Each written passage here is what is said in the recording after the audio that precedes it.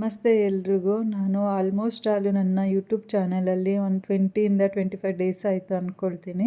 ಯಾವುದೇ ವೀಡಿಯೋನ ಅಪ್ಲೋಡ್ ಮಾಡೋಕ್ಕೆ ಆಗಿರಲಿಲ್ಲ.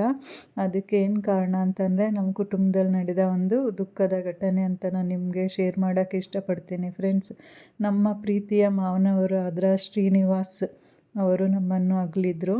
ಅವರ ಅಗಲಿಕೆಯಿಂದ ನಮಗೆ, ನಮ್ಮ ಕುಟುಂಬದವ್ರಿಗೆ ತುಂಬ ನೋವಾಗಿದೆ ಮತ್ತು ಮನಸ್ಸು ಪರಿಸ್ಥಿತಿ ಸರಿ ಇರಲಿಲ್ಲ. ಈ ಸಮಯದಲ್ಲಿ ಯಾವುದೇ ವೀಡಿಯೋನ ಅಪ್ಲೋಡ್ ಮಾಡಬೇಕು ಅಂತಲೂ ಸಹ ನಮಗೆ ಆಗಿರಲಿಲ್ಲ. ನಮ್ಮ ಮನೆಯಲ್ಲಿ ನಡೆಯೋ ಎಲ್ಲ ಹಬ್ಬದ ಡೆಕೋರೇಷನ್ ಥೀಮ್ನ ಮೇನ್ ಪಿಲ್ಲರ್ ಅಂತಲೇ ಹೇಳೋಕ್ಕೆ ಇಷ್ಟಪಡ್ತೀನಿ. ಇದು ಇವರ ಕೊನೆಯ ವಿಡಿಯೋ ಆಗಿರುತ್ತೆ. ನಮ್ಮೊಟ್ಟಿಗೆ ನಮ್ಮ ಮಾವನವರು ಮಾಡಿದಂತಹ ಡೆಕೋರೇಷನ್ ಥೀಮ್ನ ಕೊನೆಯ ವಿಡಿಯೋ ಇದು ಫ್ರೆಂಡ್ಸ್. ಸೊ ನಾನು ನಿಮಗೆ ಹೇಳಿರೋ ಥರನೇ ದರ್ಬಾರ್ ಸ್ಟೈಲ್ನ ಪಾರ್ಟ್ 2 ವಿಡಿಯೋನ ಆದಷ್ಟು ಬೇಗ ಅಪ್ಲೋಡ್ ಮಾಡ್ತೀನಿ. ನಿಮ್ಮೆಲ್ಲರಿಗೂ ನನ್ನ ತುಂಬು ಹೃದಯದ ಧನ್ಯವಾದನೂ ಸಹ ಹೇಳೋಕ್ಕೆ ಇಷ್ಟಪಡ್ತೀನಿ. ನೀವಿಷ್ಟೆಲ್ಲ ಪ್ರೋತ್ಸಾಹ ತಾಳ್ಮೆಯಿಂದ ನನ್ನ ವೀಡಿಯೋಗೋಸ್ಕರ ವೆಯ್ಟ್ ಮಾಡ್ತಾಯಿದ್ದೀರಾ ಅಂತ ಗೊತ್ತು.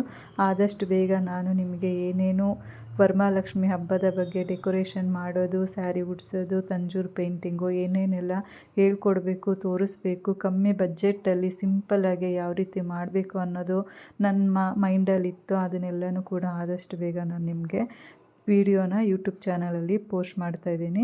ನಿಮ್ಮ ಸ್ನೇಹ ಹಾಗೂ ಪ್ರೋತ್ಸಾಹ ಸಬ್ಸ್ಕ್ರಿಪ್ಷನ್ಗೋಸ್ಕರ ನನ್ನ ತುಂಬು ಹೃದಯದ ಧನ್ಯವಾದಗಳನ್ನ ನಾನಿಲ್ಲಿ ಹೇಳಲು ಇಷ್ಟಪಡ್ತೀನಿ. ಈ ವರಮಹಾಲಕ್ಷ್ಮಿ ನಿಮ್ಮ ಕುಟುಂಬದವರಿಗೆ ಎಲ್ಲ ಸುಖ, ಸಂತೋಷ, ಆರೋಗ್ಯ, ಐಶ್ವರ್ಯ, ನೆಮ್ಮದಿ ಎಲ್ಲವನ್ನು ಕೊಟ್ಟು ಕಾಪಾಡಲಿ ಅಂತ ಅಂದ್ಬಿಟ್ಟು ಆ ವರಮಹಾಲಕ್ಷ್ಮಿ ದೇವಿಯಲ್ಲಿ ಪ್ರಾರ್ಥಿಸುತ್ತೇನೆ. ಲೋಟಸ್ನ ಫೈನಲ್ ಔಟ್ಪುಟ್ಟು ಈ ಥರ ಬಂದಿದೆ. ಇದು ನನ್ನ ಮತ್ತು ನಮ್ಮ ಮಾವನವರ ಕೊನೆಯ ಫೋಟೋ ಆಗಿರುತ್ತೆ ಫ್ರೆಂಡ್ಸ್.